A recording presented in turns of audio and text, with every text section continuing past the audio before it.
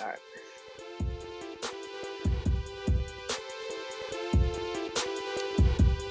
What is up, Only Playbook fans? We are back for another episode. Week 3 has officially kicked off. Thursday Night Football was under wraps last night. Chauvin, I'm sorry your Steelers took another L. We will talk more about it. I'm Sweetcar. I got Chauvin. Friday, TGIF, guys. I'm sorry it's not as exciting because Shisho just told us he got rear-ended, so I'm trying not to hype us up too badly, but how you guys doing? Yeah, doing pretty good, man. I set a timer Thursday before Thursday Night Football to figure out what my lineup is going to be as far as like the pick'em league goes.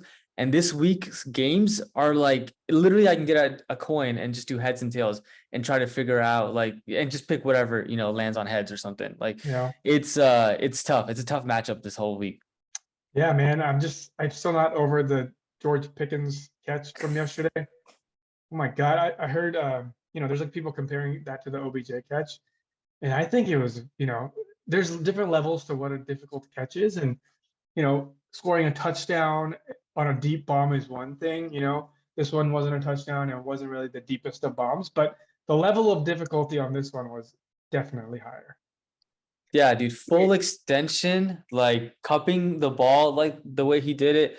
I mean, he almost did it twice. Like he almost got a touchdown, catching the ball the same way. But yeah, it was pretty impressive.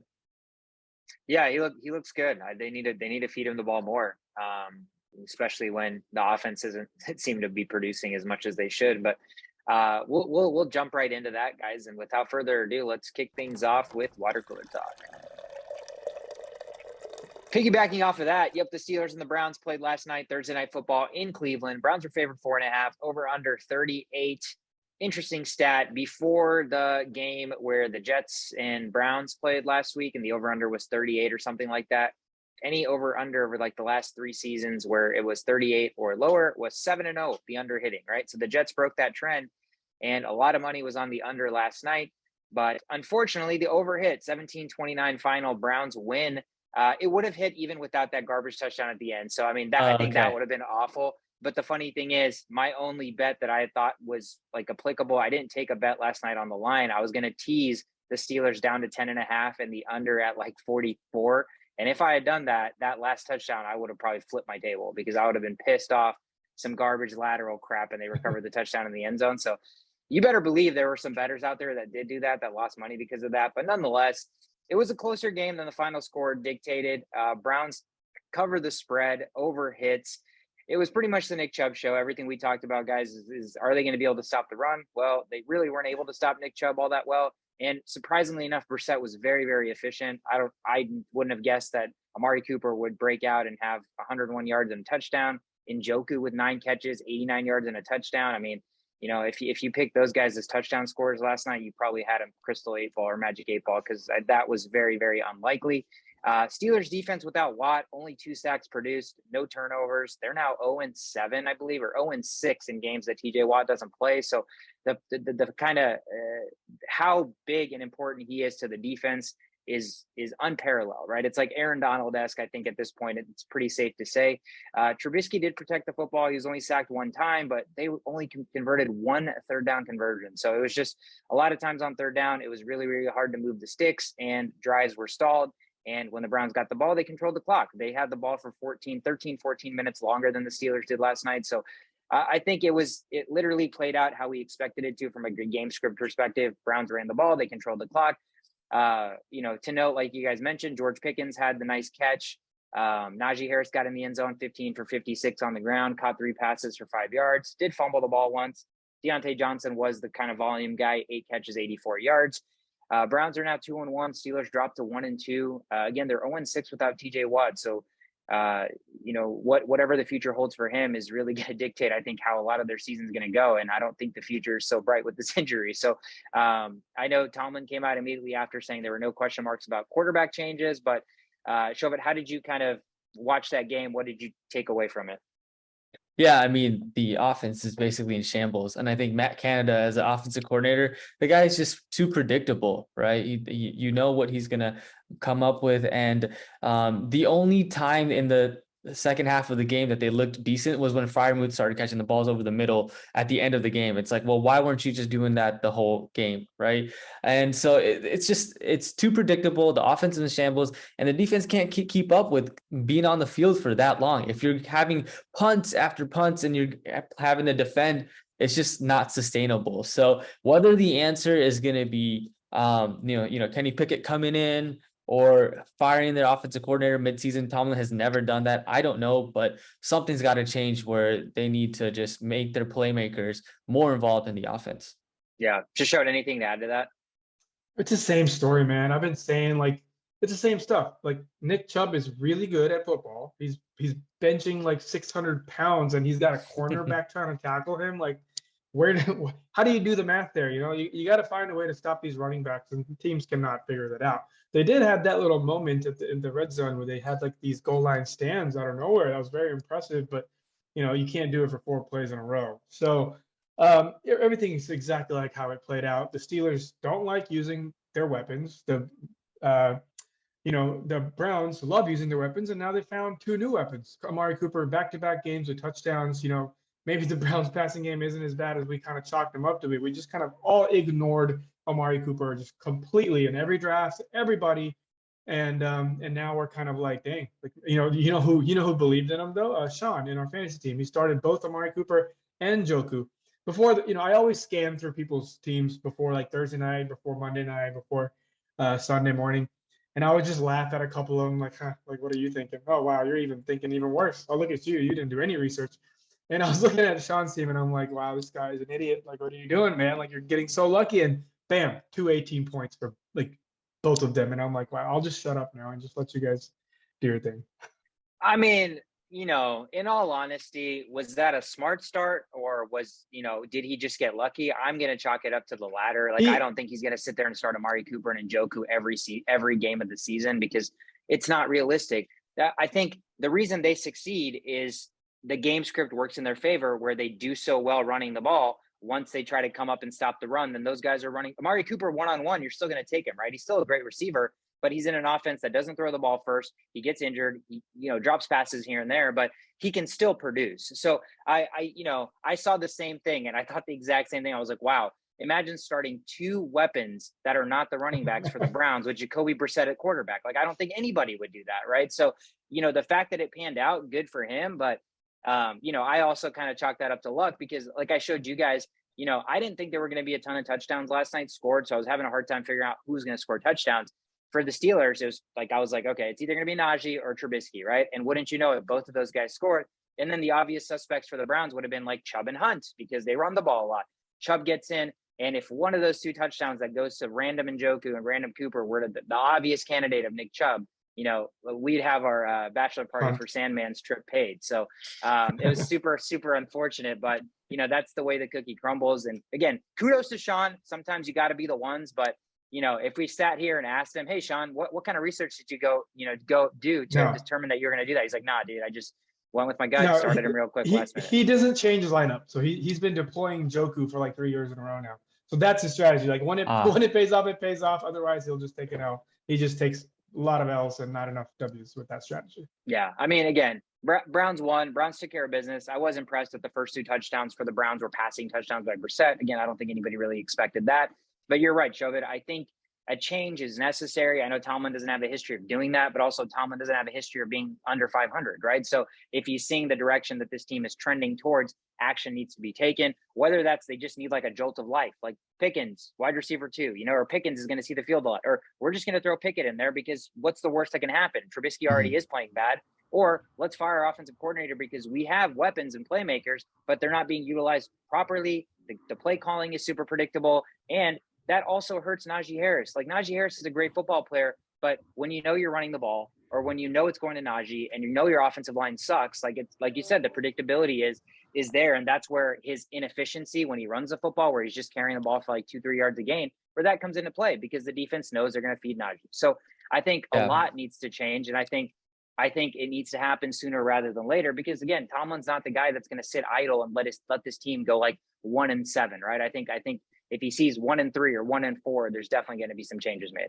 Yeah. Last thing I'll say about that is that, Pickett is his trump card, right? So he doesn't want to play it right away. Maybe week 6 or week 7, like the Steelers are in complete shambles, haven't won a game since then. And then if Kenny Pickett comes in, has a little bit of, decent games throughout the end of the season, that is a reason for the owners and management to be like, okay, Tomlin is still doing well. We can still keep this guy. We got a future to build on. So, maybe week 6, 7 is probably when Kenny Pickett would come in. Yeah, I mean, the Steelers get the Jets at home next week, right? So, I mean, it's a good opportunity to bounce back there, and they get a longer, break because they played on Thursday, some more time to recoup, regroup, and figure something out. Browns travel to Atlanta next week. So Browns are 2-1, Steelers are 1-2. Thursday night football is officially under wraps.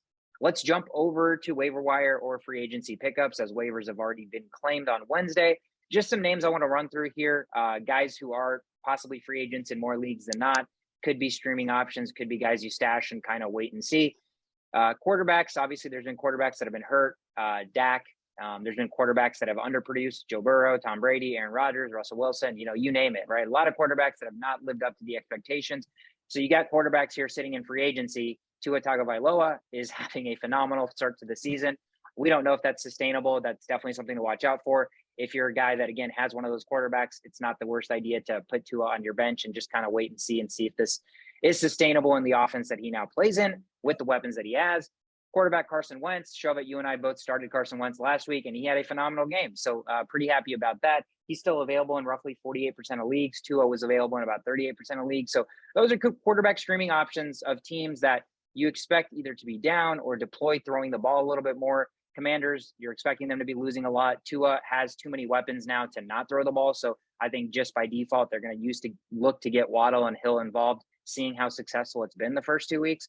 And then quarterback Jared Goff, he's available in 78% of leagues. It's not flashy, it's not sexy, but what is sexy is Amon-Ra St. Brown. And so when you're the quarterback for a receiver named Amon-Ra St. Brown, you're probably, worthy of a look, especially knowing that this offense is expected to throw the ball. They're expected to score a lot of points, and their defense gives up a lot of points. So they're going to be in games where they have to score and be in shootouts and probably down a lot. So Goff is another, not sexy, but productive fantasy replacement.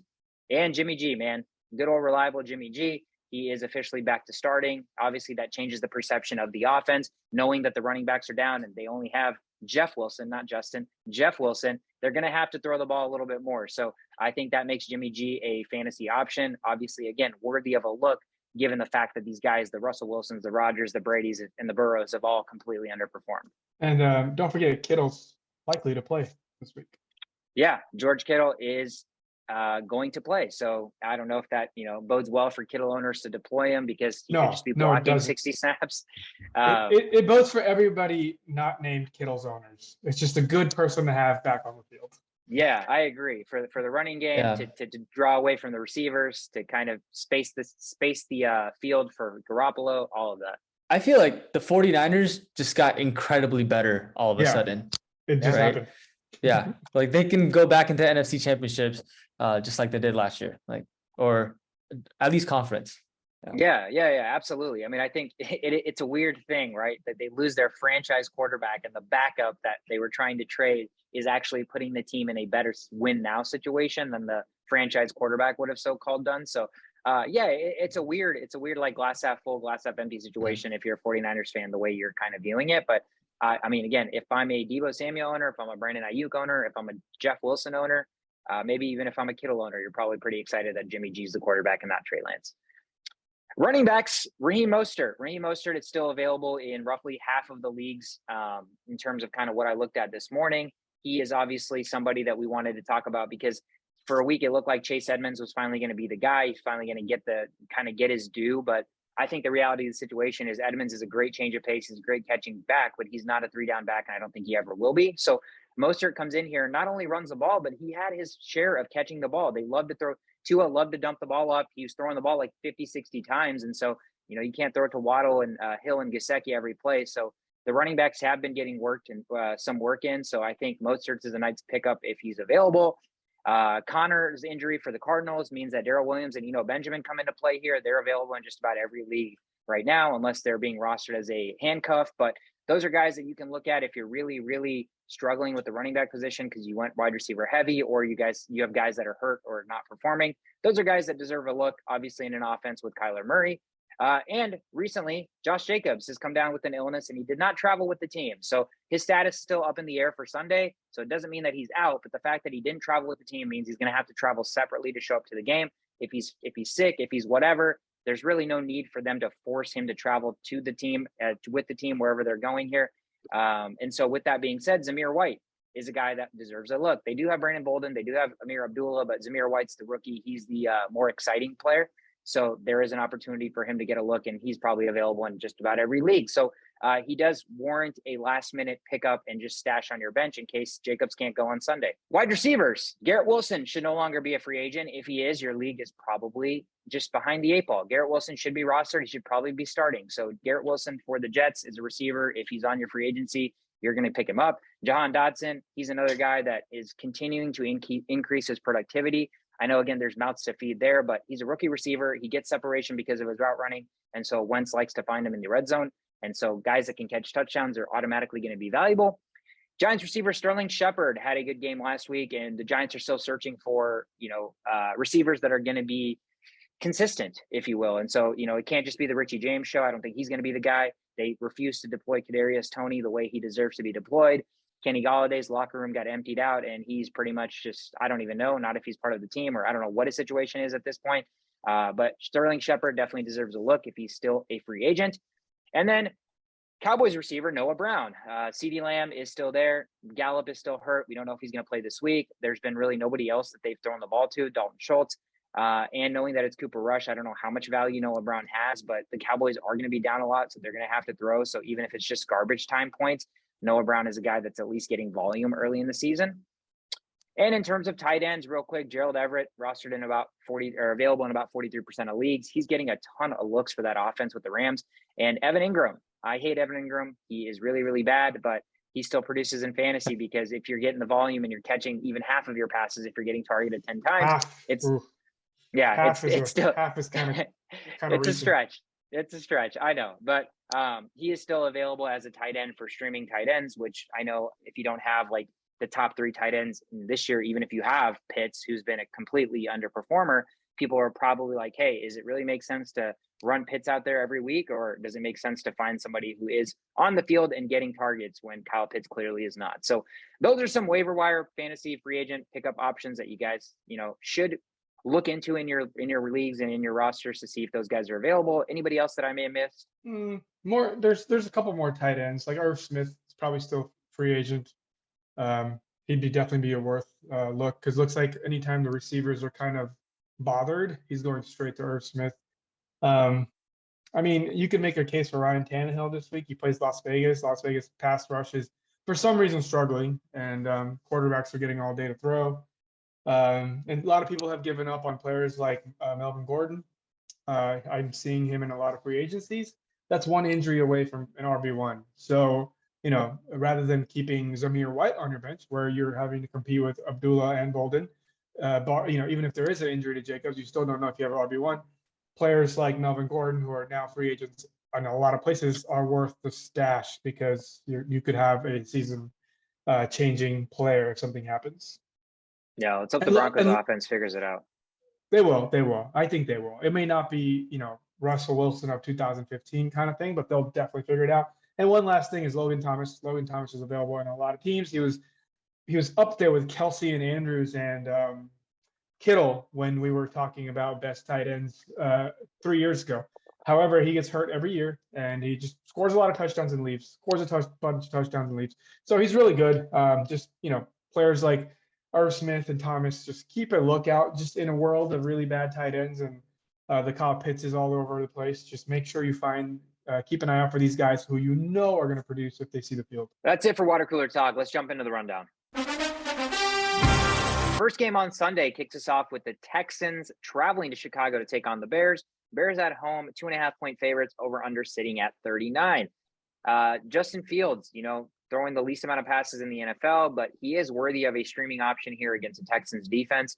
I think what I'm really watching out for is we really, really need a wide receiver on the Bears team to show up. I think there's got to be somebody that establishes themselves as a true target for Fields to, go to whenever the going gets tough, or whenever he's scrambling, whenever he needs to find somebody to just chunk it up to. I mean, we expected Mooney to be the guy, but again, they're just not throwing the ball a lot. I know they had 1 week where they were playing in a monsoon, so it's really hard to chalk that up to anything. But this is a good bounce back week for the Bears. They're at home. They're favored. They're playing against a weak Texans team, and their offense needs to get going. So look for a receiver to really separate themselves as the receiver one there. I think Dameon Pierce, the running back on the Texans side, 11 carries week 1, 15 carries week 2. Let's look for that to continue to bump up. Bears are a nice team to continue to feed him the ball, because I don't expect this game to be lopsided one way or another. So if it's relatively close, I think the Texans can continue to run the ball. And both teams are bottom 3 in the league in yards per game and bottom 7 in points per game. So that's why the over-under is sitting at 39. Don't expect a shootout. I mean, could very well happen because two teams that are very bad.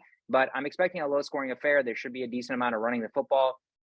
Shout your consistent force, and David Montgomery looks to probably have a nice game this game. But I'm looking for running backs to get going. I think Fields has an option, is a streaming option if he can run one in for a touchdown and he continues to utilize his legs to make him fantasy relevant. But other than that, I mean, there's really not a ton I'm looking forward to in this first game on Sunday. Next game up, we have the Raiders at Titans. Las Vegas is favored by 2 points. Over-under is at 45.5. Do we get burnt again by keeping the Raiders just at this little spot that we have them in our brain as this high-powered scoring offense, and they're just always going to hit the overs whoever they play? I don't think so. I don't think that's the case anymore. I think we need to kind of take a step back and realize this is the worst team in their division. I know it's been 2 weeks, but they have a lot of faults. Their offensive line is atrocious right now. Their offensive linemen are bad, and they're missing a lot of players. It's not, it's basically just Devonta Adams out there right now, and Waller. Jacobs is not going to make it. It's confusing. We're not sure yet. And even if he misses it, there's just a bunch of nobodies in the backfield playing their roles. There's no fear back there. No one's going to stack the box against the Raiders. It's just a lot of coverage and a lot of, just no one is afraid. No one is afraid of this team that was supposed to be this high-powered offense team. They found a way, to make Devonta Adams seem like a nobody last week. Like, in what world would Aaron Rodgers ever let that happen? No way, right? You find a way to get him the ball. They're just not playing the football that we kind of imagined them to play. Like, they're not playing like this 86 overall Madden team that they seem to be. And teams like this are who the Titans take advantage of. The Titans have forever taken advantage of things like this. Anytime we kind of just count them out, they find a way to get back in. And what better time to figure yourself out than playing a Raiders team who doesn't even know their own identity? So, I'm not panicking about the Titans this game after looking at what happened against the Bills. The Bills are going to do that to a lot of teams this year. So get used to that feeling. And I think Derrick Henry, he's going to be able to take care of the Raiders pretty handsomely. I'm not too worried about him there. People are even thinking about benching Henry for some, players like Pierce. At what point are you just like, you don't know what you're doing and you're just looking at the projections and just, take a chill pill, okay? Like, how many times I have to preach this week 4 thing? We're at week 3. We're almost there. It's almost time to panic about Derrick Henry, but he has to do it 2 more times for you to panic about him. So, deploy your starters with full force, knowing that both these teams are kind of, actually the Titans aren't really that weak on defense. So Titans rush game is still pretty on point. That's the only thing going for them right now. So if the Raiders are disrupted in the passing game in any way and they cannot run the ball, I don't see a world where the Titans don't kind of do their own Titan magic and find a way to beat a Raiders team. This is what he does. This is what the Titans do really well. The head coach, even Ryan Tannehill, is a really good game manager. I know he's not the best quarterback per se, but he's a good game manager. And I think at this point that Raiders -2 looking really, really good from a Titan standpoint. Yeah, being at home underdogs, again, like you said, this is exactly how I read this game. This is a classic Titans bounce back because they're at home, they're underdog. They can control the clock. Derrick Henry can get the ball 30 times here with this defensive front for the Raiders that, for whatever reason, has not been able to, pressure and sustain the pressure with Chandler Jones and Max Crosby. So I think you're spot on. I mean, I don't expect the Titans to just continue to lose every game. They still have Derrick Henry, and they still have a offensive line that can run block for him. So I think you're right. I think if the Titans can control the clock, I don't hate a home underdog bet for a Tennessee team that literally was the number 1 seed in the AFC last year. Yeah, I've seen the movie. I remember. You remember those Titans? All right. Next up, we've got the Chiefs at Colts. So the line right now is at -5.5 favorite in Kansas City. Over and under is at 50.5. Mahomes last week deployed threw passes to 9 different receivers, and the main guy that he was targeting was none other than Travis Kelce. So how is Indy going to favor with that? It's gonna be tough to see, and they have Stephon Gilmore, who's just one guy, right? So if Patrick Mahomes out here just picking and choosing his targets, I think it'll be a tough day for the Colts this week. Indianapolis last week played Trevor Lawrence, and they allowed a passer rate of 121.5, 2 touchdowns last week. So, they're going against Patty Mahomes, and my sentiment is that they're going to have a tough time. Lucky for them, they are getting back Michael Pittman. And I'm not sure about Alec Pierce, but I think he's back too. Yep. Great. So the top 2 receivers are coming back. And then, Jonathan Taylor is that home run guy, right? So if they can utilize all of their talents as far as the receivers and running backs go, they may have a chance. But Kansas City last week allowed 0 runs of greater than 10 plus yards. So can they stop Jonathan Taylor? And really, that's what it boils down to. If you stop them and you continue doing what you're doing on offense in the last 2 weeks, then Kansas City will come out with a win in this game. Yeah, I mean, the Colts are in a weird position. They're 0-1-1, right? I think they tied a game and they lost 24-0 to the Jaguars. Now they're at home with the possibility to go, 0-2 or 0-2-1. The problem with them is their defense. How are they going to stop the Chiefs? Shaq Leonard's not playing again, right? And he's their best defensive player. So until they get him back, he's such an enforcer on defense that he can set the run defense up by being there and force teams to throw. But he's a good enough cover linebacker that he can drop back, right? But when there's no Shaq Leonard, I just think the entire middle of the field is open. So this could be a game where Patrick Mahomes is running a lot of HB draws, and we see a lot of CEH, we see a lot of Jerick McKinnon, and they may not have to be in a shootout. They can just get every first down, milk clocks, and then Patty's going to find Kelce in the end zone or whoever. So it could be bad for the Colts quick, in the sense that Taylor only had 9 carries last week. If they go down early this week again, it kind of takes Jonathan Taylor out of the game, which it shouldn't. In reality, it shouldn't, because he's so good. Like, get him the ball in space, throw him some screens, throw him some, wheel routes or whatever you want to do to get him involved. But if they go down and Matt Ryan continues to look like how he's looked, where he's so slow, he just, he's not really reading through his progressions because he doesn't have enough time. This game could get out of hand quick. I don't know why, though. Colts at home with such a good run game, like Jonathan Taylor, being 5.5-point underdogs. I know it's the Chiefs. I know it's Patrick Mahomes. I know it's scary, but this feels kind of like a trap line to me. I don't know why. I think the Colts have a chance to backdoor cover this or cover the spread. The Chiefs should still win. I mean, if they don't win, I think it'd be surprising, but 5.5 points at home as an underdog with the best running back in football, which again can be a game changer for you, seems like a lot of points. But if I've learned anything while Patrick Mahomes has been in the league, it's to never doubt Patrick Mahomes. So I'm just kind of saying just enough to pivot both ways, regardless of how the outcome of this game comes, because it's a little.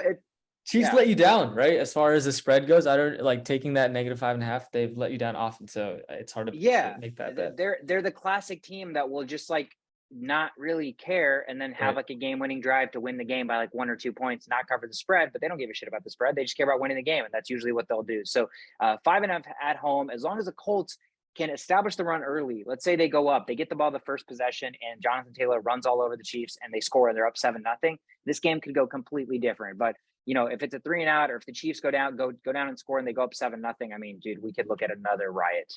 That takes us to arguably the biggest matchup of the week. The Buffalo Bills are traveling to Miami to take on the Dolphins. Bills on the road, favored by 5.5 points, over under sitting at 52.5.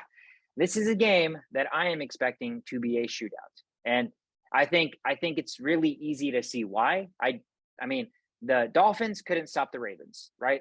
Josh Allen and his offense has much more firepower, in my opinion, than the Ravens. And right now, the Bills look like they cannot be stopped. Like, nothing is getting in their way. The only thing that's going to get in the Bills' way is themselves. Now, the other side of that is the Bills' defense has been pretty good, but Jordan Poyer and Micah Hyde are both hurt. Poyer did practice today. Hyde is dealing with a neck injury. So when you have, Tre'Davious White's been hurt, so to make up for their corners, they've been utilizing this 2 safeties that are literally both like all pros. If even one of those guys is hurt, I mean, dude, Jalen Waddle and Tyreek Hill should have a field day as long as Tua can find them. So I think the secondary, as long as Tua's getting protection, which this offensive line seems like it's been holding up early part of this season, I'm expecting this game to be a lot of points. Like I think the Bills are going to score. I don't think the Dolphins are going to have any ability to stop the Bills offense, especially if Gabe Davis is back, which I expect him to be. They have his over under receptions at 3.5, which seems so incredibly low to me that I would personally hammer the over that Gabe Davis is going to catch 4 balls if he plays. But knowing that oh my God, you just put me on the spot. I can't remember. Was it? I don't remember. Hold on. Don't worry about it. What are you saying? No, I mean, I think it's still important to know. I'm just going to look real quick. Not much of a limp. He was running practice well. What Ankle? was it? If he's like Ankle. limping, I got to say something about ankle or knee or something in the leg. Is it ankle? I think it is ankle. Let me Okay. check. Yeah. That So reminds me. nonetheless, if Gabe Davis is playing, I think he's a full go. I think over 3.5 receptions is a really, really very, very sexy line that I would probably hammer if I'm a betting man. But again, all of that to say, I think points are going to be had here. I just think Buffalo is not going to be stopped. And if Buffalo is not stopped, the Dolphins are going to be down, which means they're going to have to throw again. And if either one of these safeties, or if there's an off chance that both Micah Hyde and Jordan Poyer are out, I mean, there's going to be points scored. So sore ankle, right? So I think there's going to be points scored. The spread is, again, one thing I told myself was until the Bills let me down, I'm going to continue to ride them. But it's week 3 and I'm already, as great as the Bills are, betting is not so straightforward. So on the road, 5.5 point favorites in Miami after Miami's coming off such a high last week. I don't know. I don't really know how to read that betting line. I don't know if you guys have thoughts on it, if you guys expect the Bills to just run the Dolphins out of the water. But after seeing the way Waddle and Tua and Hill took apart this Marcus Peters and Marlon Humphrey secondary with basically no cornerbacks and only safeties, with both safeties kind of limping, I expect this to be a shootout. Is there any other way this game's going to go? I mean, we're pretty sure the Bills are going to score a lot of points, right? What we're not sure about is the Dolphins scoring a lot of points. And as well as Tua played, and Steve Young, the former left-handed Super Bowl winning quarterback, loves Tua. He's on what's it called, Sunday Night Football or Monday Night Football, one of those with Robert Griffin and Booger. And Booger's the only one that has been not liking Tua, and Robert Griffin and Steve Young have been trying to explain to him over the last month or so that that Tua can make things happen in this offense. And most recently, he just said he broke down a video where he's like showing how the quarterback moves in the pocket, and it shows Tua before Mike McDaniel and after Mike McDaniel, and how much confidence he's gained, the poise he has. Like he was doing like fadeaway throws from the left, like running throws. And now if you look at him, he looks a lot like Steve Young. Like I know I'm jumping the gun really early here, but this is Steve Young comparing him to himself. So it shows a lot of passes where the pocket's collapsing and he's like still stoic. He's not like moving much. He's taking a sack if it comes to him, but he's trusting his lineman to give him just that amount of time to where elite receivers get open. So if that type of confidence is sustainable for that team, then there's really nothing they can't do. But it's week 3, like we have a sample size of one game where he didn't do much and one game where he had one of the greatest games quarterbacks ever had. So I think I don't want to give the Dolphins this crown of an offensive powerhouse yet. I think that's going to be another week 4 thing to decide. But if they can keep up with the Bills, like I'm expecting them to lose against the Bills, but if they can keep up with the Bills where the score is within 10 points in the 4th quarter, then I'm like, oh, holy shit. Okay. Let's put this team on notice. Let's see what else they can do. Yeah, definitely buying some Dolphins stock if they can keep this game close with the Bills. And like you said, I don't think anybody's not expecting the Bills to win this game, but it's hard not to factor in how crazy that offense looked for the Dolphins last week. Yeah, and the injuries, you're absolutely right. Absolutely right. The Bills are definitely injured, and they just lost another cornerback to that scary spine injury. So they're decimated. Jackson. They're decimated. They're just front 7 does a really, really good job that most teams don't even get a chance to throw the ball that far enough to where the secondary does anything. So we'll see. But keep in mind the Bills are decimated, and that could play a role against really good offensive teams. So we'll see what happens. Next game we have up is the Minnesota Vikings versus the Detroit Lions. Vikings are at home, favored by 6 points. Over/under is at 52.5. This is just a classic Vikings bounce back game against a weaker team. If we've seen anything in the last 5 years as a Vikings fan, it's we just get destroyed by really good teams and we manhandle the bad teams. It used to be the opposite back in the day.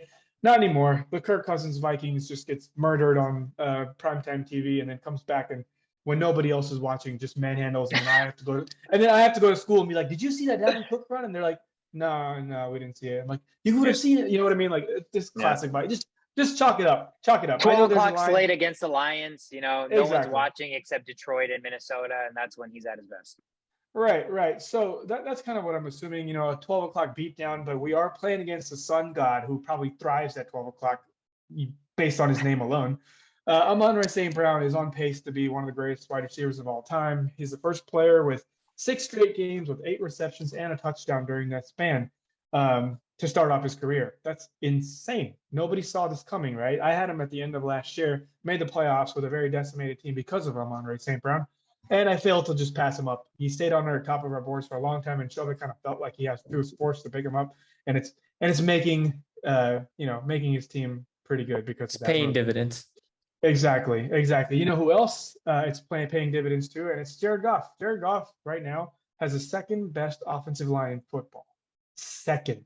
Number 2, sample size 2 games, but number 2, it's a big deal. That's a big deal. And that tells me Jared Goff is startable in fantasy. I don't care who's back there, right? If you have an offensive line that can give you time, these are NFL quarterbacks that have been through many stages of weaning out processes and they've made it this far. And a lot of the times the Josh Rosens are just flukes, the Brock Osweilers, those are just flukes. Most of the NFL quarterbacks are good at what they do. And all of them will be really good if they have a good offensive line. So what I'm seeing out of this Lions team is a really bad defense, still a bad defense, and a really good offensive line. Thus, running back scoring fantasy points, quarterback scoring fantasy points, the usual suspects on the receiving end scoring fantasy points. So it all boils down to the offensive line. Can the Vikings pass rush, who we paid a bunch of money to keep both of them around, can they make their way to the quarterback? Are we going to meet at the quarterback, or are we going to have a week 2 session where we're hovering around the tight end? So we'll see. That's going to play a big role. See if Jared Goff gets any sort of pressure at all. And then all the Vikings fantasy points should be just coming up hard this game. Like I mentioned, we're over the primetime hump, and now it's just a regular old 12 o'clock game where Vikings do incredible things. So I think a lot of Vikings points are coming here. Keep in mind the Lions do have an advantage because the Vikings' best player on defense, who kind of dictates the whole team, Harrison Smith, is out for this game. That's a big deal, especially with the young receivers they have and DJ Chark extending the field. And Vikings cornerbacks are really bad. Cam Dantzler was probably the best cornerback we had out there, and he was the reason they scored a deep touchdown on the 50-yard play. This Vikings secondary is bad. Lions secondary is bad. Vikings wide receivers are good. Lions wide receivers are good. Lions offensive line is good. Vikings is a little okay. Both running backs are great. So it's a very close team. I think this is going to be a really good matchup. I think it's going to come down to Vikings being the home field advantage team. And I think they're going to take advantage of that home field advantage. So I think that's just going to be a fourth quarter Vikings squeeze out a 7 to 10 point win game.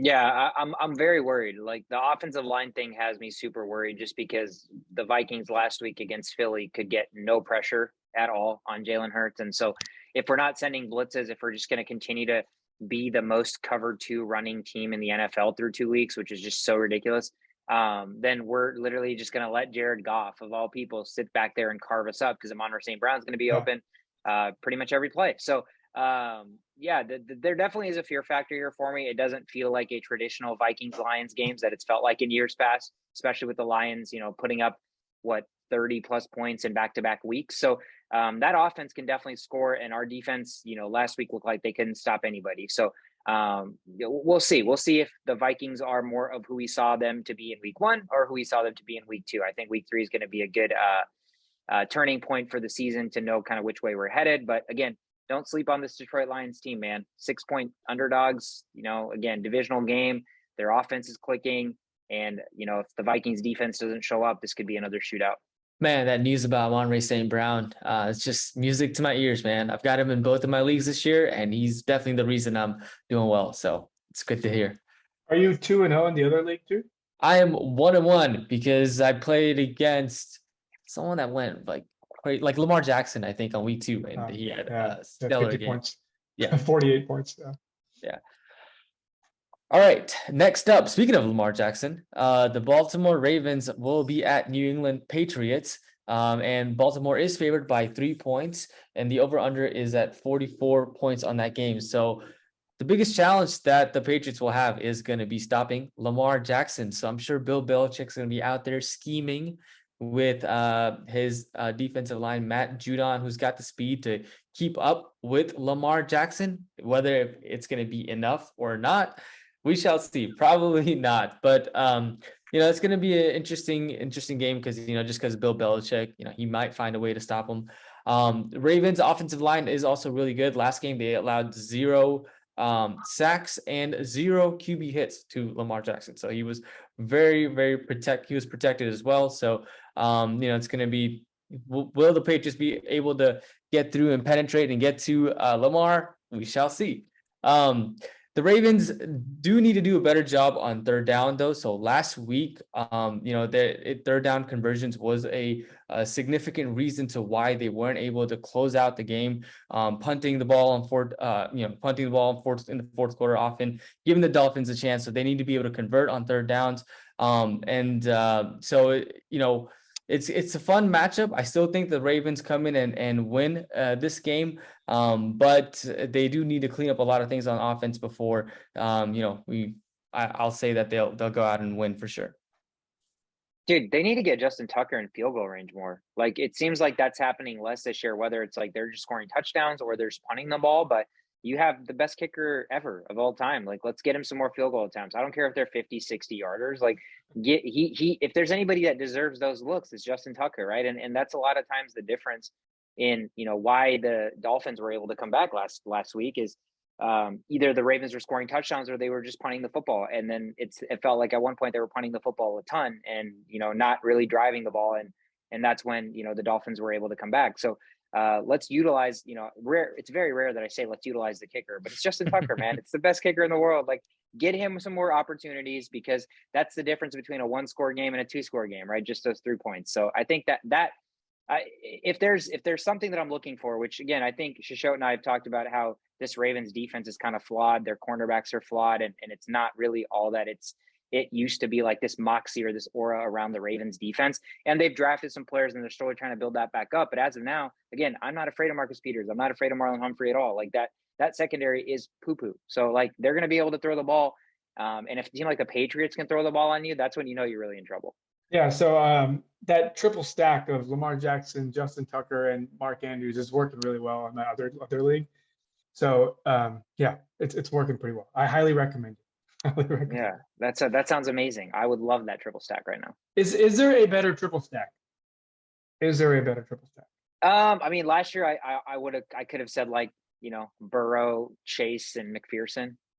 That's true. But even then, like the quarterback is such a different. Like Lamar, when he's running, is just such an X factor from a fantasy perspective that even if Burrow's throwing 500 yards and 5 touchdowns, Lamar can run for like 100 yards and a touchdown and make up the difference. Yeah. The good thing about these kind of stacks is that each position can get the most points in their position that week, right? Like Lamar can get 48 points. Andrews can get 28 points, and then Tucker can get 15 to 18 points. So it's highly recommended. Next year, different strategy if you want to go down that route. Next up, we have the Bengals and the Jets. Speaking of Joe Burrow, the Bengals looking to bounce back and not start the season 0-3. 0-3 starting the season would probably spell trouble for that team in that division. So they get a favorable matchup. They're on the road against the Jets. They're favored by 6 points on the road against the Jets team that had a really, really nice comeback against the Browns last week. Over-under sitting at 45. I think the name of this game is Joe Burrow needing protection, man. He needs to be protected and he needs to protect the football. The Bengals are last in the NFL in turnover differential at -4 through 2 games. And the Bengals have allowed the most sacks in the NFL, 13 sacks through 2 games. So again, I don't think you can win a game if you're turning the ball over more than the other team. And I don't think you can win a game if your drives are stalling because you're getting sacked way too many times, right? So you're just behind the 8 ball way too often. That's pretty basic math in the NFL. If you're getting sacked and in second and longs, third and longs, whatever. Like, it's just going to be that much harder to convert, even if you have Jamar Chase and T. Higgins. So Burrow needs to get protected. And again, I know the offensive line sucks, but even if the offensive line sucks, that doesn't give Burrow the what am I thinking of? Like, he doesn't get a pass to turn the ball over just because his offensive line sucks, is what I'm saying, right? So your offensive line sucks. I get that. But you need to figure out a way to adjust. And that doesn't necessarily mean you take strip sack fumbles. That doesn't mean you just force the ball to throw interceptions. Clearly, it's been 2 games. Clearly, they're turning the ball over and getting sacked too much. So that's going to be something that needs to get stopped. Jets defense looks actually, somewhat decent. I know the Browns scored a lot of points on them, but Sauce Gardner has looked good. So that's an interesting matchup, who he's going to get lined up with, whether it's Jamar Chase, T. Higgins, whether it's a combination of both of them. But I think the one thing on the Jets side is Breece Hall's usage has started to creep up a little bit. So that's encouraging to see if he drafted Breece Hall. And we talked about this guy, Garrett Wilson. Garrett Wilson seems like, as of now, he should just be a must start. Like, I don't know a situation where maybe you're not starting Garrett Wilson. Maybe you went receiver heavy and he's your 4th receiver. In that case, like, you're pretty stacked. But if Garrett Wilson is on your roster, you're probably going to be hard pressed to not start that guy. So he looks really, really good. Bengals have to win this game. I really, really thought about teasing the Bengals down to a pick 'em, because I just don't see a world where they start 0-3. And if they do, again, their season's it's going to be really, really hard to bounce back from that. So in my eyes, the Bengals are in a must-win situation. There's really not very many teams that you'd want to face in a must-win situation like the Jets. So they're in a favorable spot, but let's see if they can get the job done. Next up, we have the Eagles at the Commanders. Philadelphia is favored to win 6.5, and over-unders at 47. I'm calling this the Carson Wentz revenge game. He's been booed out of that area, went to another area, got booed out of there. And now he's feeling some love in the Commanders world with a new name and a new regime and just new everything. Let's see if week 3 has something new to bring in Carson Wentz's favor. I'd be happy for him if they could take down the Eagles. However, my happiness is not how the NFL works. The Eagles are one of the most complete teams, if not the most complete team in the NFC. I can't think of a team more complete, to be honest with you. Let me know if you guys think of one in the NFC that could probably put up a fight. Maybe the 49ers. But outside of that, it's pretty much fair game for everybody. I'm not liking the Commanders' defensive line right now. They're not doing a good job of rushing the passer at all. I mentioned the Raiders earlier. The Commanders are 3 or 4 teams lower than the Raiders as far as passing attack goes. And the Commanders' running offense isn't that great either. They're actually really bad at that too. So there's 2 glaring deficits in their team. There's 2 huge, if not the 2 most important parts of what a lot of people would say are like the bread and butter of football, the pass rush and the run game. They're bad at both of those. They're strictly thriving off of these weird passes Carson Wentz is making. And Carson Wentz isn't playing that great either, actually. To be honest with you, his deep throw rate has been like a success rate of 50%. It's either near the receiver or so far away from the receiver. We're still seeing bad passes from Carson Wentz. Don't let the fantasy points cloud your judgment. This isn't a good quarterback right now. This isn't a quarterback you're like, oh, he's so ready, he's taking the next step. No, from a fantasy perspective, you see that, but there's still throws. If you look back at these throws, that he's making really significantly bad throws that could be interceptions. So, talking about all 3 of those things, Carson Wentz's odd type of play, the Commanders not being able to rush, the Commanders not running the ball well either. They have to play mistake-free football to beat the Eagles. And I'm not sure if they're going to play mistake-free football to beat the Eagles. I see a Eagles 31-17 beatdown. The Commanders are at home and they do have some weapons on offense. But like I said, man, football is a multifactorial game. That's what I love it. That's why I love it so much. You have to be good at a lot of things. And the Commanders are bad at a lot of things. So from a fantasy perspective, I would deploy all your favorite Commanders wide receivers again. Just don't get strung up on the rookie hype. Those are still touchdowns. That's not volume. Volume is the king in fantasy still. So if you have a volume-wise wide receiver, do not get cute and start playing players that have scored touchdowns. Touchdowns are great if you're a tight end, but if you're a wide receiver, there's not that many Mike Evans out there. You cannot chase touchdowns when it comes to wide receivers. You have to chase volume. So that being said, Eagles side, everything's the usual suspects. You start Miles Sanders. I don't know why I'm saying this first time. Second time I've probably said that in my life. You start Miles Sanders, you start Hurts, and you start Goddard, and you start A.J. Brown. Everybody else has to still take a step back. Another week 4 thing to dabble into. If A.J. Brown goes down, who's the next man up? We don't know. Those are the things we have to kind of keep track of at this point, because if this next guy gets a hold of the ball, he's going to be a wide receiver 1, wide receiver 2. We just don't know who it is. So these next few games, my eyes are at these secondary, third wide receivers for the Eagles, because A.J. Brown's history does not prove that he can stay healthy the whole season. Yeah, Devontae Smith's probably, looking for more touches, looking for more opportunities. He's a great receiver, and right now he's just not it's just not necessary for him to get used the way he was used to being used last year. And now with AJ Brown, again, he's just not. He's the complement, right? He's like the fourth option in that offense right now, which is such a nice luxury to have if you think about it. But it's just a matter of when the Eagles are actually in a desperation mode, or when they're in a situation that's not ideal. To starting out 2-0. Let's see who they deploy outside of the usual suspects. Nice. So next up, we've got the Saints at Carolina Panthers. The line is the over-under is at 41 points, and the Saints are favored by 2.5. Saints need to just play better. Winston needs to play better than he did last week against the Bucs. He had 3 interceptions, I believe, and he was sacked often, 6 sacks and 9 QB hits on Winston last game. So in a matchup where they're going against Brian Burns, who had 2 sacks last week, of the Panthers did against the Giants, this might be one of those weeks that Winston just gets wrecked again. And unfortunate for the Saints, and unfortunate for the receivers. Chris Olave, a guy who's targeted about 13 times, and same with Michael Thomas gets touchdowns, but the sheer volume that Winston gives to Olave is kind of is crazy. He's a rookie receiver, but it seems like he just really wants to help him flourish.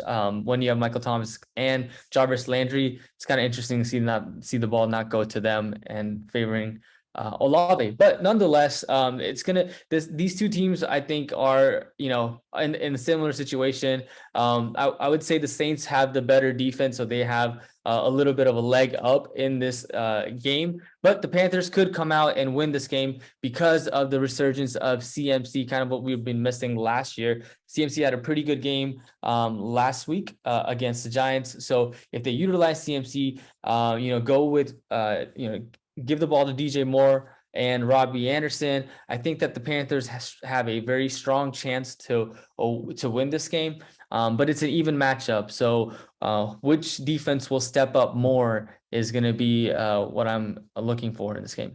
Yeah, Panthers, it's just sad for the Panthers, man. Their defense on paper is so much better than how they actually play. I mean, they gave up, I think, over 200 yards rushing week 1 to the Browns. I know the Browns are a great rushing team, but I mean, you're never going to be able to do that and win a football game. Just sheer amount of yards, time it takes to get those yards, and controlling the clock, if you will.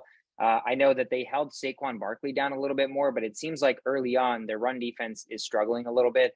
And so they have the pass rush, they have the cornerbacks. Like, I just think maybe it's the linebackers or kind of the middle of the field that seems to be the weakness for the Panthers. And that's where, I'm wondering if you're looking at the Saints, and with how much Winston loves targeting Olave, that the tight end, Juwan Johnson, is getting like 16% target share too, right? And he's a middle of the field kind of guy. So they have so many weapons now.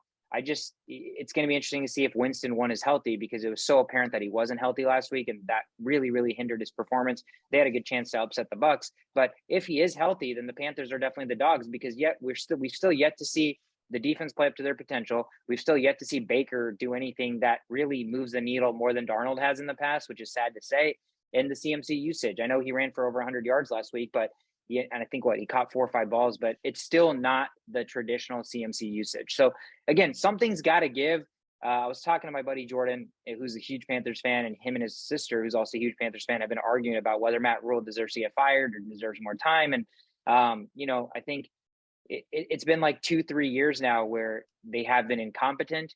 Reports have come out that like the locker room, he's lost the locker room. Like, there's been so many things that have come out, and you see the product that they put out on the football field, even with a quarterback that's supposed to be an upgrade over the shit show that they've had the past couple of years. And it still feels like we're watching the same Panthers on the field. So it's just, as a Panthers fan, it's got to be extremely frustrating to see that, like, year over year, they're playing the exact same way, thinking that they upgraded at quarterback, right? Thinking that CMC is finally healthy, thinking that things are going to be different, that DJ Moore is finally going to get used as the true wide receiver 1 that he is, thinking that Baker can actually push the ball down the field to Robbie Anderson to stretch the field so it opens things up for CMC. Like, the formula is there. but they're just not executing. So at what point do you blame the coach? Because the coach probably takes the blame for lack of execution. So I don't know. I'm super frustrated for Panthers fans because, again, I just feel like there's so much to be desired and they're playing so shitty. Like it's not, the product on the field is not what I expect the Panthers to be playing like. And it's just incredibly frustrating. So I can't imagine how frustrating it is for Panthers fans. Honestly, if Jameis is healthy for the Saints could run away with this game.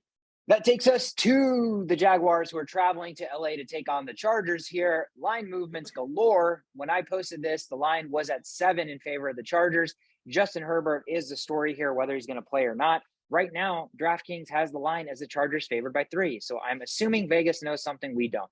There wouldn't be a 4-point drop in the line if the quarterback on the Chargers was going to play. So, if you want to take the risk in hopes that Herbert does play, the Chargers at home as basically a coin toss, getting the home -3, basically, right? The home field advantage, if you will, basically becomes a pick'em game.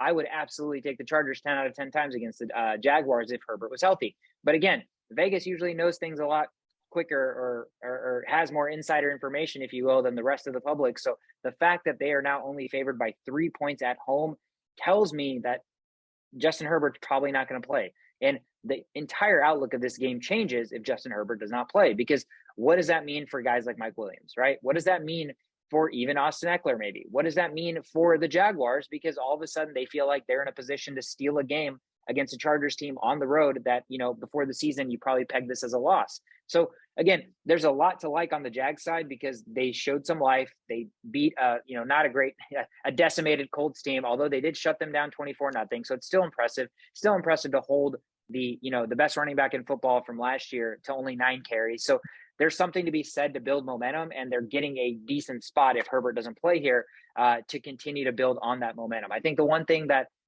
even I don't have ETN, but I just want to see them use ETN more. So we're still waiting on him to fully be unloaded, even though Robinson's great and he's playing really, really well and he hasn't warranted losing touches. I just think ETN needs to be utilized on the outside or in the slot a little bit more if Robinson's going to continue to be in the backfield.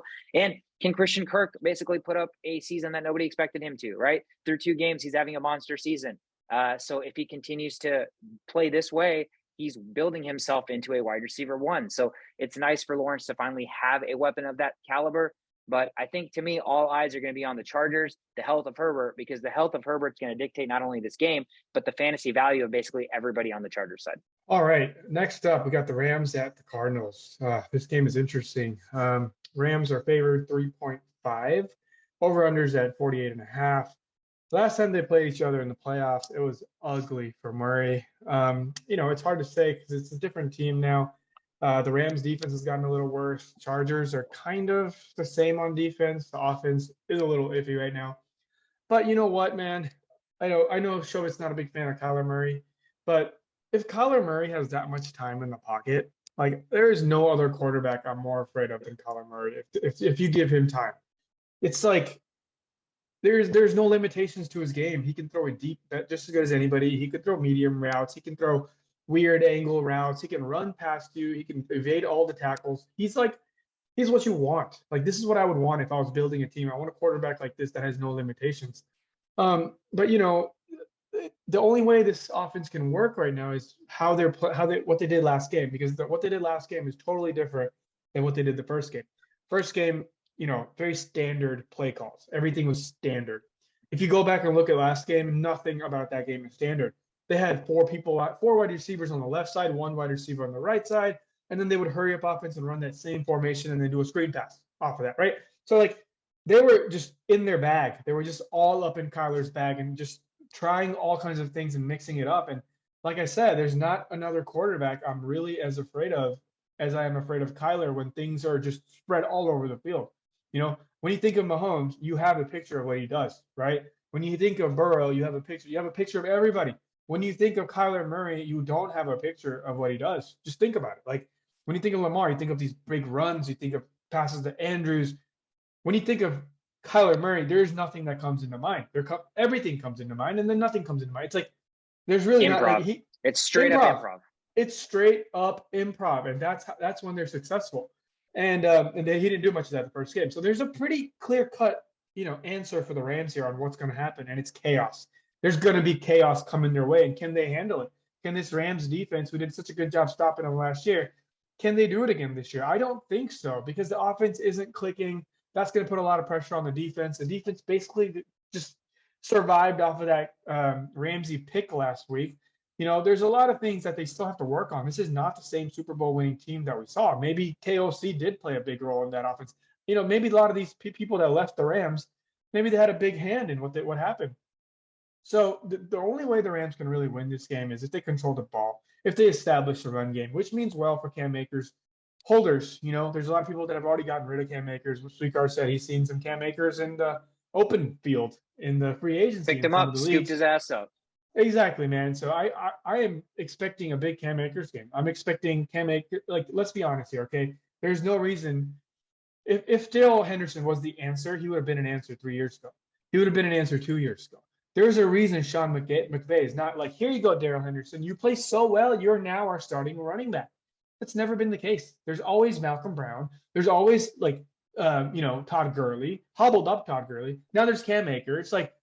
He's finding somebody to replace Henderson always. That should tell you everything you need to know. It is not a safe in Henderson world here. It's not a safe place to be. Again, I just explained why it's not safe, but they need to establish this run game. They need to do this because that's the only way they're going to get to use the game in their game script and kind of have control of the game.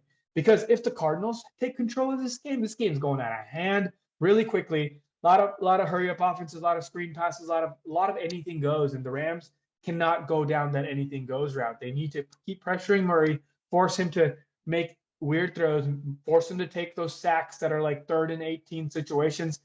And they're going to be using, they may be playing without their best weapon, which is technically their running back, James Conner, who's a touchdown machine. If he's not playing, I'm not really too shy on starting Darrell Williams here. I know we're talking about this Benjamin, Darrell Williams situation. I don't really buy into the Benjamin stock either. I think Darrell Williams has proven everything he's had to prove to be a solid backup. I know they split the carries as far as the running game goes, but this Rams game could very well end up being a passing fiasco. The only way the Cardinals could be running the ball against this Aaron Donald-led defense is if James Conner was there. But now it's kind of like, Eno Benjamin's a smaller back. I don't know how much experience he has against solid run defenses like the Rams. And the Rams are coming off of, a really bad loss and a really weak showing. I expect the Rams to get better as the season goes, at least for the next couple of weeks until we really see their true colors. And I expect them to do this by running the ball and just creating 3rd down opportunities for Cooper Kupp, and then getting the rest of their weapons involved. And, this is what I'm expecting to happen. Let's see if the Cardinals continue this fiasco type of offense, because I think that is how they win this game. And I think the Rams win this game with the complete opposite. I think they win this game by controlling the clock, having more rush yards than the Cardinals do, and then kicking a lot of field goals. I think that is the answer for these two teams is Rams scoring every opportunity to get. Every drive has to end with at least a field goal. And then the Cardinals just maximizing play calling. Do not get sucked into this traditional style because they are not doing well in the traditional style. They need to expand the field and use all the variety of plays they have in their bag. Yeah, they're at their best when Kyler Murray's in space, right? I mean, I think that's when they're at their most defense doesn't know what to do situation. Like you said, if you're running a script for Cardinals offense that has Kyler Murray as if they have Jimmy Garoppolo per se, right? Like that totally doesn't maximize what Kyler Murray does. And so I think, like you said, Cliff Kingsbury comes under a lot of duress and fire because his last 7 seasons as a coach, the second half of his seasons have all collapsed epically. So this season needs to be different. Like you said, they need to just let Kyler be Kyler. And I know that's not just go play backyard football and not study any tape because, of the whole contract situation. But with that being said, there is some truth to he is at his best when that's what he's doing, right? He's at his best when he feels like he can do anything on the field versus this is the play, this is the first guy you need to look at, and this is the second guy you need to look at. I think Kyler Murray is such a non-scripted quarterback that, like you said, if he's improvising, that's when he's at his best. That's when the Cardinals are at their most dangerous, and that's when defenses don't really know what to do. Awesome. All right. So next up, we've got the Falcons at Seahawks. Which bird will come out on top here? Right now, Seattle is favored by 1 point, and the over-under is at 42. So Vegas is expecting a low-scoring game for these, suspect offenses are not suspect. We know that their offenses, their deficiencies in their offense. But it's going to be an interesting matchup just because they're very similar in being terrible teams. AJ Terrell, this guy who's a cornerback for the Falcons, not really starting off to a good season. He's 5 targets and 5 receptions last game, 2 touchdowns given. So in the last 2 games, he's given up 4 touchdowns.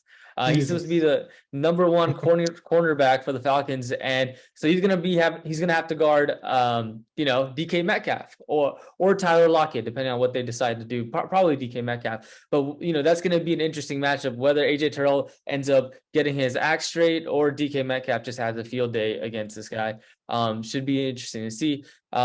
But yeah, both pass defense are not doing well. Which pass defense will actually show up is going to be interesting to see. On the offensive side, I already mentioned DK Metcalf, but Drake London, and this guy's on the come up, right? So I think that he'll probably. I wonder if he'll sort of decline a little bit as far as his targets goes, and they'll get Kyle Pitts more involved. But you've got to like the volume that Drake London is getting. So if you drafted him late in the draft rounds, like 9th or 10th, maybe. I'm not sure how quick London went out, but you've got to be pretty stoked about what this guy is bringing to the Falcons team. And yeah, it's going to be 2 terrible teams going at each other. So let's see what ends up happening. It should be not that fun of a game to watch. Just to kind of throw out there, I think Kyle Pitts had 2 receptions both games, and both games he had 19 yards. Oh, wow. What are you doing? What are you doing, Falcons? You need him on your team. Consistent force. 2 catches and 19 yards. It doesn't get any more consistent. I do have him on my team, and I did start him both weeks. I'm really debating what I should do this week. The consistent part of me tells me I'll have a floor. I have a floor of 2 catches for 19 yards. But yeah, I'm going with some sneaky weapons this week on tight ends. I'll make that decision Saturday, but there's something brewing. It's like an oxymoron. It's the only situation it is, like consistent and force. He's consistent, but is he a force at 2 catches, 19 yards? I don't know. That's debatable. But Next Gen Stats doesn't have him getting enough separation, so I feel like they're just kind of, when you see Mariota throw to him, you can see like he's just not open, but they're still trying to force it to him. So that's crazy. That's insane, because like if you look at all the the combine stats, and like he is like a unicorn. He is like the biggest unicorn of all unicorns. Just rare ability, rare everything. But yeah. I think that's the last thing anybody expected, was that his inability to get separation in the NFL was going to be the difference. I mean, I think, again, there's probably a right way to scheme for Kyle Pitts from an offensive standpoint, and I don't think that they've kind of figured that out yet. I mean, he's not – I don't expect him to be like they're lining him up as a traditional receiver and expecting him from the slot, right? Think of all the receivers that line up in the slot. What are they all known to do? Run great routes, right? They're not the fastest guys. They just run amazing routes so they can create separation. So you're lining up Kyle Pitts against typically corners that play in the slot, that their entirety of what they know to do is to move their hips one way or the other, because usually slot guys are running quick slants or quick ins, in or out, whatever. And so if Kyle Pitts is getting unfavorable matchups, I mean, at what point do you just line the guy up, as an X or on the outside and have him just run his goes or have him run post? But you didn't draft a guy 4th overall at the tight end position to play him as receiver, but give him mismatches, even though he's a unicorn. Like it just does not make sense to me. And so, is it just the fact that everybody that goes to the Falcons that's supposed to be like athletically supreme doesn't catch touchdown passes because they don't understand how to get big guys the ball in the red zone? But that doesn't seem to be the problem, because Drake London showed it is he's thriving and he's a big body and they know how to throw him the ball. So, again, it's inexcusable, honestly, to an extent. It's not like they're targeting him 10 times. He's dropping 3 of those passes and he's catching 2 for 19. If that was what's happening, then that's all on Kyle Pitts, right? But you're an offense. You're an offensive genius. Kyle Pitts' job is to play football. The coach's job is to scheme it so where he gets open. The quarterback's job is to throw the ball to where he's getting open. And so less on Kyle Pitts and more on, dude, like, let's just get our shit together and get the best player of the ball. But this is kind of giving me deja vu, because I feel like we had the same conversation at one point in the season last year and nothing ended up really happening. He caught 1 touchdown all year. So, who knows if it's just Atlanta where, big bodied receivers just don't catch touchdowns. I have no idea why that's the case. the best matchup of the week in the sense that it's two quarterbacks that are probably the best quarterbacks that we've ever seen play football. One, arguably the best quarterback of all time. Tom Brady and the Buccaneers are hosting Aaron Rodgers and the Packers. This is exciting because, two teams that are in very, very similar situations. The line also dictates that. The line is literally a straight up pick 'em game, over under 42. Two Hall of Fame quarterbacks, two of the 5 best quarterbacks of all time, and neither team has a receiver. So you're looking at Godwin's out, Mike Evans is suspended, Julio Jones is wide receiver 1, right? How many snaps before he pulls a hammy and he's no longer wide receiver 1? And then you're 7. going to Russell Gage, Scotty Miller, Cole Beasley, Cameron Brate, all that. And then obviously we know the fiasco that is the Packers wide receivers. So this is such an interesting game where you have two old heads as quarterbacks who are just so used to being really good, used to having their old reliables, having Evans, having Adams, whatever, and now you're looking at two teams that basically are throwing to brand new weapons. So I don't really know what to make of this game. Both defenses on paper are pretty good. Offenses obviously are lacking the firepower. The firepower is all in the running back position right now. Leonard Fournette's been a stud. Aaron Jones has been really good. AJ Dillon's been really good. So I'm expecting a very, very run-heavy game. But the minute they start to run too much, what receiver on what team is going to be stepping up? That's going to be the difference here, is who are these quarterbacks going to trust to throw the football to when push comes to shove? Because the whole game is not going to go by with only running. There's going to be situations where they're going to have to throw the ball. Who are they going to trust? So I think the fantasy points are going to come from the running backs. I don't think you're going to have to worry about Jones. I think you can probably even deploy Dillon. I think Fournette's going to get his. It's just, if you're a fantasy team that had Godwin, if you're a fantasy team that had Evans, if you're a fantasy team, maybe that had Lazard, I don't know, that had receivers that you were expecting to deploy, are you now utilizing Julio Jones? Are you starting Julio Jones? Are you maybe starting Russell Gage? Are you even that desperate that you're thinking about throwing Cole Beasley in there the first game he plays against Tom Brady? What do we know about Tom Brady? He loves his slot white receivers, right? Slot white, not slot right, slot white receivers. So slot white receivers have been the GOAT for Tom Brady. See Julian Edelman, see Wes Welker, see freaking what's his face, Chris Hogan. He just makes nobodies into somebody. So Cole Beasley has a really nice opportunity to shine the first game that he plays for Tampa Bay. But I think that's the biggest thing that I'm watching out for. These two teams match up pretty evenly. Quarterback, running backs are good. Defenses are relatively good. Packers are supposed to be a better defense, but it's all about the playmaking. It's all about the weapons on the outside. Who's going to make a play in this game to be the difference? But, in all honesty, the Buccaneers at home is a pick 'em with the situation that the Bucs are in versus the situation that the Packers in. I would ride with the Buccaneers at home. I mean, you're getting them at home as a coin toss with Tom Brady as a quarterback. I mean, I think I'd take that 7 days of the week. Tom Brady does have a thumb. I think it's a thumb injury or some sort of injury in his finger. So something, I think he's still practicing, but hopefully that doesn't affect him, and also losing his receiver. So that doesn't affect him too much. Yeah. That's two pretty bad, that's a pretty bad formula, or two things for a pretty bad formula for a quarterback: bad thumb and no receivers. Yeah. It's like the, like the protagonist of the NFL against the antagonist of the NFL. This is straight up like Luke Skywalker versus whatever his name is. Yeah, but they're like super old now, and they're like, you know what I mean? Like they're like super, they're like on their canes. Like, but what about Yoda, bro? All you're doing is using the Force. Hey, that's true. This man speaks facts. These analogies, I don't even watch Star Wars. That's the I was just gonna say, as much of a pop culture whiz as I think I am, Star Wars is like the one thing that I cannot speak to at all. Yeah. I'm excited for it. I just don't think Tom Brady, like, I drafted him this year, and it's just been underperforming. And I'm like, it's like drafting Peyton Manning back in the 32nd, like when the Broncos won the Super Bowl. It's like, oh man, what did I do? So I feel like I'm gonna lean Packers more than Buccaneers in this game. Sure. Which way? If you had to pick one side, where are you leaning? Like gun to my head, or who I want to? Gun to your head. Gun to head, I think Aaron Rodgers is just a better quarterback. I mean, and he has weapons that he's kind of adjusted with, even though they're shitty. Like he's learned about them for about 3 weeks now. Versus Tom Brady, like his offensive line is worse than Aaron Rodgers' offensive line now, and he's getting new receivers thrown at him. It is at home, and his defense is better. So yeah, I mean, I understand why it's a toss-up. I just think I want the Buccaneers to win, but I think the Packers are going to win. Yeah, it's shaping up to be a good game nonetheless. Great matchup. All right. Speaking of great matchups, we have Kyle Shanahan going against his dad's old team, the Broncos. So we got 49ers at the Broncos. 49ers are favored by 1.5. Over-unders at 44.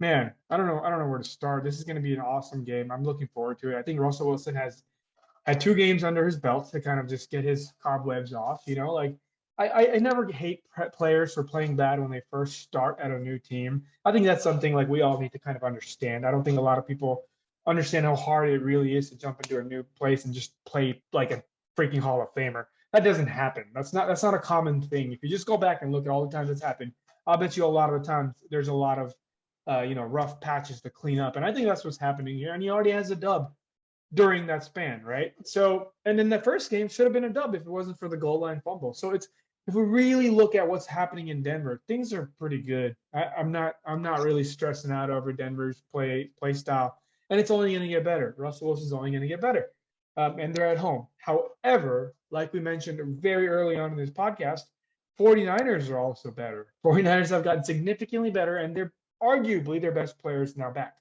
And we don't know how healthy he is. We don't know how much he's going to play, but just that presence is going to dictate a lot of things here and there. So the 49ers also have the NFL's number 1 quarterback between the numbers. Most of his passes are completed. 58% of his passes are completed between the numbers. That's the highest in NFL history. The next quarterbacks are Phillip Rivers, Cam Newton, and Big Ben at 51%. Right. Wow. And now getting Kittle back. That's just like Christmas for Garoppolo. It's a literal Christmas. That's 7% higher than anywhere else on the field, anywhere else throws. It's coming near Kittle, around Kittle, or to Kittle. And who else lives around that territory? The running backs. That's a lot of running backs get almost all their touches within the numbers. And then you have Deebo Samuels, who is a running back and who also likes to go up the middle. So, all the signs point towards success for the 49ers against the Broncos. Broncos are not playing the typical Broncos defense we've seen in the years past. The secondary is seeming a little suspect. It has a lot to do with Justin Simmons being injured. He was the heart and soul of that safety of the secondary, and not having him there dictate the whole thing. The captain, it makes a big effect. It plays a big role in why they're struggling. So now we have to decide. The line's only 1.5 favoring San Francisco. Why, right? Why? And I think it just comes down to the similarities between these two teams. Both are run-first teams. One just has a slightly better quarterback at this stage of his career. They're both going to enforce the run and to set up the pass. And, I think the Broncos are going to do a little bit better job of that than the 49ers, especially the 49ers being away. So it makes you wonder, is the 49ers defense that much better than the Broncos defense to shift that line over to San Francisco's favor? And I think that's where the answer comes in. And I think it's a triumphant yes. I think the 49ers are actually the best defense in the NFL. There's a lot of talk about, the Rams, which is not happening right now. There's talks about the Bills. The Bills have lost a lot of players. People just don't know that because they don't watch these games. They just see the result. They just see the fantasy points. They just see the yards allowed. But you have to remember, losing 4 players from your defense is a big deal. And that's something the 49ers are actually doing really well with. They're significantly healthy compared to a lot of teams. They have some of the best coaches in the NFL. They have their offense back who milks the clock, who turns the clock, who lets them stay off the field. The 49ers are healthier than any defense because of those reasons. They don't have to play as much because the offense is such an old school, milk the clock and just throw the ball to certain areas when you need it. And it works for them. So it's going to be a toss-up. I think I favor the 49ers as well, just like Vegas does, strictly because of the defense. But I am not counting out Russell Wilson. He's got 2 games. He's a Hall of Fame quarterback, probably the best quarterback of the decade. And I would not be surprised if he goes off for 4 touchdowns and even like a rushing touchdown out of nowhere. These are the type of games. It's Monday night. Russell Wilson's back. Let's just freaking watch some Russell cooking happen now. Sunday night, but still nighttime. Okay. Nighttime. All right. Last game on board, we've got the Dallas Cowboys at New York facing the Giants. Giants are favored here by -1 points, and over-under is 39 points, which might be the lowest of all of the games. Tied for the lowest. Yeah. Tied for the lowest. So it's kind of interesting because the Cowboys are playing the unbeaten New York Giants, 2-0, haven't lost a game yet, and we'll find out if they continue their streak, go on to 3-0. Cooper Rush is going to be the guy that's the quarterback for the Dallas Cowboys. And, they had a rush of unexpected happiness last week, right? So no pun intended, but it's going to be, it'll be interesting to see if he like follows up with that this week. Micah Parsons, this guy could easily be the defensive player of the year this year. Especially now, right? Especially since TJ Watt is injured. He's going to miss a number of games. This guy could be the number one guy. And look for Cowboys to deploy pressure on Daniel Jones. And Micah Parsons he's got 2 sacks each game. So this could be another game where Cooper Rush, or not Cooper Rush, Daniel Jones sees a lot of sacks, and he doesn't really get the ball often, doesn't get a lot of yardage. He needs help from Saquon Barkley. He's going to need help from his receivers, who it looks like Sterling Shepard is the number one guy there, which if you got him, I think I'd be pretty ecstatic to have him on my team as wide receiver 1. You're going to want to see Zeke step up. Tony Pollard's kind of solidifying that role there. We talk about Zeke all the time and how he's kind of on the decline. It's that past 25 age with these running backs, and Tony Pollard coming in, getting touchdowns. So the Giants are going to have to find an answer for him. But all in all, this is going to be a game with a backup quarterback versus the New York Giants. Make what you want of that. It's really a coin toss. I'm going to lean towards the Giants because I don't think Cooper Rush does what he did last week, back-to-back games. Yeah, especially on the road in New York. It's tough for place to play. And, the one thing I will give the Cowboys credit for is their defense looks pretty good, man. Their defense looks pretty damn good. I know Trayvon Diggs was getting a lot of slack because of allowing a lot of yards and touchdowns with the interceptions last year. But so far, again, the defense, they held. Go ahead. That's an interesting point because both Trayvon Diggs and Anthony Brown, their cornerbacks, gave up 9+ targets last game and a total of 140 yards. So if Sterling Shepard and Kadarius Toney step up and Daniel Jones is able to connect with them, because these guys are like, and we talked about it, like they're hit or miss, right? Either they get the interceptions and then the defense turns around and has a great game, or they allow a lot of yards. So if they're not getting INTs, then they're allowing a lot of points.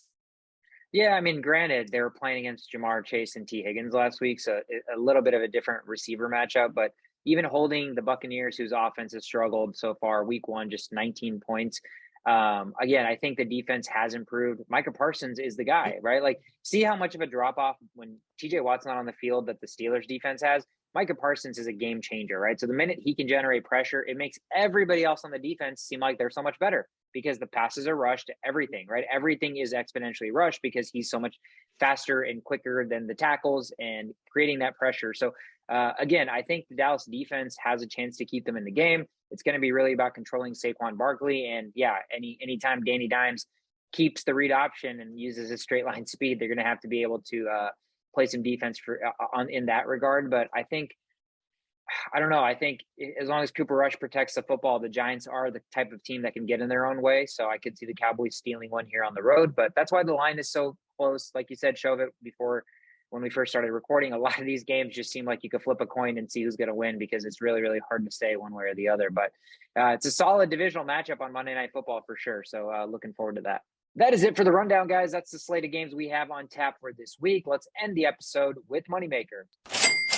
Moneymaker sits at a season total record of 2-2 after the Bills covered the 10-point spread last week. This week, I am riding back on the same wagon, not taking the Bills, but looking at their game. Bills Dolphins, we talked about it. I'm going to ride the over 52.5 points. I think the Buffalo Bills are a team that is on, kind of on a mission, if you will. I don't see very many games where they're not going to score 30 plus themselves. And I think there's a lot of games where they're going to score 38 to 40 points themselves. So that offense seems like it's, kind of guns a-blazing. They're the type of team that even when they're up a lot, they keep their foot on the gas. So it's not like, oh, okay, they're up a little bit, they're going to start running the football. No, it's still Josh Allen's show. So I don't think the shortage of points is something that's on tap for Buffalo. Again, we talked about their safety injuries, their defensive front. If their defensive backs are hurt, if either of the safeties, one of them even, or if both of them are out, the Dolphins shouldn't have trouble scoring points either. I think Jalen Waddle and Tyreek Hill are going to have a lot of room to operate there, even if Buffalo is up a lot and this is a blowout and the Dolphins just have to get a lot of garbage points. That still bodes well for an over. So give me the over 52.5 in that point in that game. See a lot of points being scored there. That's the only bet I have. Again, there will be some prop bets that I throw in at Only Playbook on Twitter. So be sure to follow us there and turn your notifications on. If you're watching on YouTube. If you listen to us, you can listen to us on any podcast platform that you have. That's all we have for the episode. Enjoy your football weekend. We will be back next week to recap these games and move on to week 4. Have a great weekend.